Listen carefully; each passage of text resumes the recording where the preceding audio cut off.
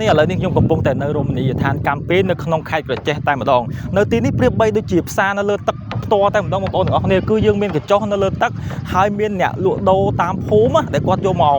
អ្វីៗយកមកលក់នៅលើទឹកបាទគឺដូចជាផ្សារមួយដែលនៅលើទឹកដែលយើងធ្លាប់ទៅលេងកោះណាតែវាជាសមុទ្រតែនេះមិនមែនសមុទ្រទេគឺបឹងទន្លេមេគង្គបងប្អូនទាំងអស់គ្នាបាទអញ្ចឹងបងប្អូនដែលមកលេងកាំពីអីបាទយើងចំណាយអស់តែ1000រៀលទេថ្លៃសមុទ្រចូលអញ្ចឹងបងប្អូនទាំងអស់គ្នាអត់ញ៉ាំអីក៏បានបងប្អូនចំណាយអស់1000ថ្លៃសមុទ្រចូលបងប្អូនអាចទស្សនាផ្សារលើទឹកបានបាទនៅកាំពីនឹងឯងហើយអាចចូលលេងកញ្ចុះក៏ដូចជាមួយទឹកលេងបានហើយបងប្អូនចង់ចូលកញ្ចុះគេញ៉ាំអាហារបងប្អូនកំងអាហារគេតែមួយមុខអីមកបាទគឺគេ free កញ្ចុះឲ្យបងប្អូនទាំងអស់គ្នាហើយទីនេះគឺជាខ្យល់អាកាសវិញបរិសុទ្ធមែនទែនហើយបងប្អូនក៏អាចជួលទូកបានជួលពងជួលឲ្យទឹកបានចុះមួយទឹកលេងមែនទែននៅខេត្តខេត្តនេះគឺត្រជាក់ណាបងប្អូនបាទអញ្ចឹងរមណីយដ្ឋានកាំពីគឺល្បីមែនទែនហើយខេត្តនេះគឺពេញលេងបងប្អូនដោយសារទឹករាក់ហើយទឹកថ្លាអញ្ចឹងបងប្អូនទាំងអស់គ្នាដែលចង់លេងកាំពីមកខេត្តនេះអីគឺត្រូវមែនទែនបាទ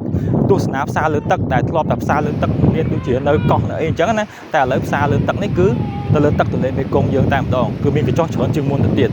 អញ្ចឹងវីដេអូខ្លីមានតែប៉ុណ្្នឹងទេអរគុណបងប្អូនទាំងអស់គ្នាជម្រាបលាបាយបាយកុំភ្លេចទៅលេងកាំពីទាំងអស់គ្នាអ្នកក៏ចេះឃើញ share មួយផងអរគុណ